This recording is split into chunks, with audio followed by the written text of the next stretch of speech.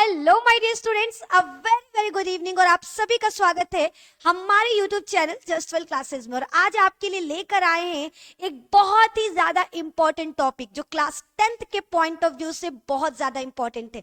आज के क्लास में हम अटेंड करने वाले परागकण क्या है, परागकण की संरचना और परागकण के कार्य यानी परागकण के बारे में कंप्लीट जानकारी आपको इस वीडियो में मिलने वाला है। तो चलिए ज्यादा लेट नहीं करेंगे, वीडियो को स्टार्ट करते हैं, आगे की तरफ बढ़ते हैं और जानते हैं कि परागकण क्या है। सबसे पहला सवाल, परागकण है क्या? तो पुष्प में अगर आप एक फ्लावर का स्ट्रक्चर देखे होंगे तो एक फूल में नर भाग होता है। ठीक है, एकदम अच्छे से समझाते हैं। ये देखो, ये हमारा एक पुष्प है, ये पुष्प का नर भाग है। नर भाग को हम लोग क्या कहते हैं? पुंकेसर। और पुंकेसर के ऊपर का फूला हुआ भाग क्या कहलाता है? परागकोश कहलाता है। इस परागकोश के अंदर छोटे छोटे दाने जैसी संरचना होती हैं जिसको लघु बीजाणु या फिर परागकण के नाम से जाना जाता है। ठीक है, दोनों नाम एक ही का है, लघु बीजाणु या फिर इसे परागकण कहते हैं। लघु बीजाणु के अंदर हमारा नर युग्मक पाया जाता है जो आगे चलकर एक नया पौधा बनाने का काम करेगा। लेकिन जानना जरूरी है परागकोश के अंदर रहने वाला परागकण दिखता कैसी है, ठीक है, इसका संरचना क्या है, ये सारी चीजें इस वीडियो में हम लोग डिस्कस करेंगे। तो सबसे पहले आपको बता दें, परागकण एक सूक्ष्म बीजाणु, ठीक है, क्या है हमारा परागकण? एक सूक्ष्म बीजाणु होता है जो एक फूल के पुंकेसर में उत्पन्न होता है। ये कहां पर? एक फूल के जो नर भाग है जिसको पुंकेसर कहते हैं उसके परागकोश के अंदर बनता है। आगे यह एक नर युग्मक को विकसित करने के लिए जिम्मेदार होता है जो बाद में मादा युग्मक के साथ मिलकर बीज बनाएगा। याद रखना, एक पुष्प का जो नर युग्मक है वो कहां पर बनता है? इसी परागकण के अंदर। ये परागकण एक गोल पाउडर नुमा सूक्ष्म संरचना है और इसी के अंदर हमारे दो नर युग्मक पाए जाते हैं जो आगे चलकर हमारा बीज और फल बनाने का काम करेंगे।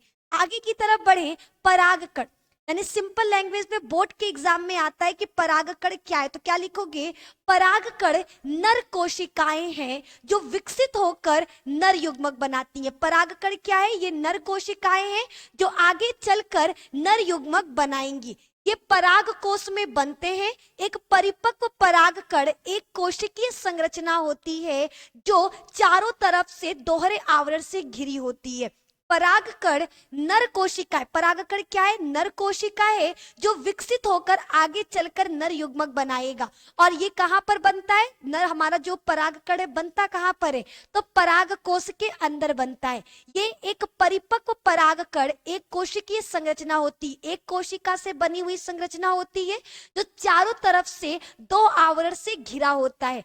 आगे जानेंगे परागकण की संरचना। हमने कहा कि परागकण एक गोल संरचना है जो कितने आवरण से? दो लेयर से घिरा होता है। उसका बाहरी आवरण इसे एक्साइन कहते हैं। ठीक है, यह एक मोटी बहुस्तरीय दीवार होती है जो परागकण को यांत्रिक क्षति, निर्जलीकरण और रोगजनकों से बचाती है। याद रखना, एक्साइन में विभिन्न प्रकार के रसायन होते हैं जो पराग और पराग नली के विकास में मदद करते हैं। परागकण का सबसे बाहरी परत मोटा एवं खुरदुरा होता है, उसको एक्साइन के नाम से जानते हैं। ये क्या करता है? हमारे नर युग्मकों को धूप, आर्द्रता, इन सभी चीजों से बचाने का काम करता है और ये स्पोरोपोलिनिन नामक एक रसायन से मिलकर बना होता है। आगे की तरफ बढ़े, दूसरा है आंतरिक संरचना। आंतरिक परत यानी परागकण में दो परत है, बाह्य परत और आंतरिक परत। बाह्य परत को हम बाह्यचोल या एक्साइन लेयर कहते हैं, उसके आंतरिक परत को क्या कहते हैं? अंतःचोल या इंट्रॉन कहते हैं। यह एक पतली कोमल परत है और यह एक स्तरीय होती है और ये किस चीज से? पेक्टोसेलुलोज नामक रसायन से मिलकर बना होता है। और ये काम क्या करता है? ये पराग नलिका के निर्माण में मदद करता है। आगे परागकण की संरचना। अब हम लोग जानेंगे कि परागकण की संरचना होती कैसी है। तो बाहरी परत क्यूटीन युक्त आवरण जिस पर कांटे पाए जाते हैं। बाहरी का जो बाहर वाला परत होता है वो मोटा होता है, क्यूटीन आवृत होता है जिसे हम लोग बाह्य चोल कहते हैं। बाह्य चोल के अंदर का आवरण अंतः चोल कहलाता है।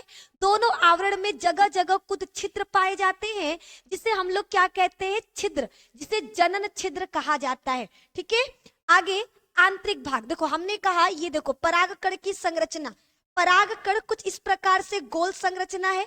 इसमें दो परत पाई जाती है, बाहरी परत मोटी सी होती है और खुरदरी होती है जिसे एक्सॉन या फिर बाह्य चोल कहते हैं। इसमें बीच बीच में खाली जगह होता है जिसे हम जनन छिद्र कहते हैं। अंदर वाली परत पतली, कोमल और एक स्तरीय होती है। ठीक है, अब परत की बात हो चुकी, अब परागकण के अंदर क्या चीज है वो जानेंगे। तो परागकण के अंदर की संरचना में बता दे, सूक्ष्म बीजाणु कोशिका यह एक द्विगुणित कोशिका होती है जो परागकण के परिको होने पर विभाजित होकर दो भागों में विभाजित हो जाती है। यानी अगर बता दे आपको, ये परागकण का अंदर का भाग है ना, आगे चलकर दो कोशिकाओं में बट जाता है।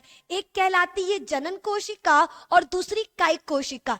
जनन कोशिका छोटी होती है जो आगे चलकर नर युग्मक का निर्माण करेगी, और कायिक कोशिका बड़ी होती है जो आगे चलकर बने हुए नर युग्मकों को पोषण देता है।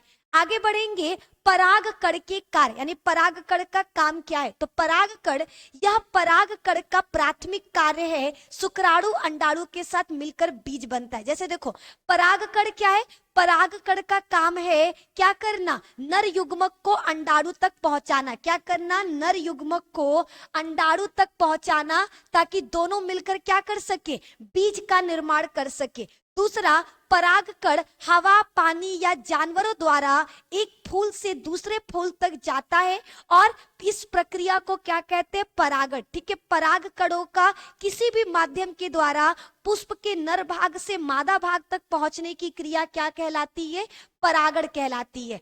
ठीक है, और अगला पराग नली का निर्माण। ठीक है, तीसरा काम क्या है, पराग नली के निर्माण में मदद करता है। यानी जब परागकण वर्तिकाग्र पर गिरता है, जब पहुंच गया हमारा परागकण, तो यह अंकुरित होकर एक लंबी पतली ट्यूब बनाती है जिसे हम लोग क्या कहते हैं, पराग नलिका।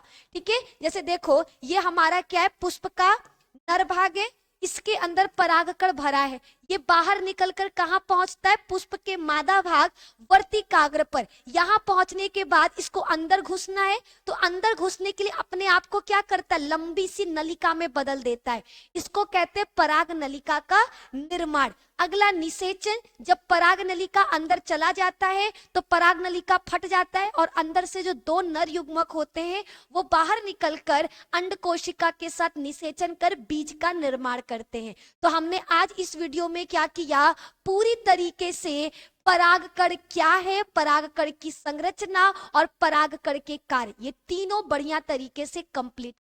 आई होप ये वीडियो आप लोगों के लिए इंफॉर्मेटिव रहा हो, वीडियो पसंद आया होगा तो प्लीज वीडियो को लाइक करिएगा, दोस्तों के साथ शेयर कीजिएगा, और चैनल पे नए हैं तो चैनल को सब्सक्राइब जरूर कर लीजिएगा। मिलेंगे अब आपसे नेक्स्ट वीडियो में, जहां पर इसी तरीके से मोस्ट इंपॉर्टेंट इंफॉर्मेटिव टॉपिक पर चर्चा करेंगे। आज के लिए सिर्फ इतना ही, बहुत बहुत धन्यवाद।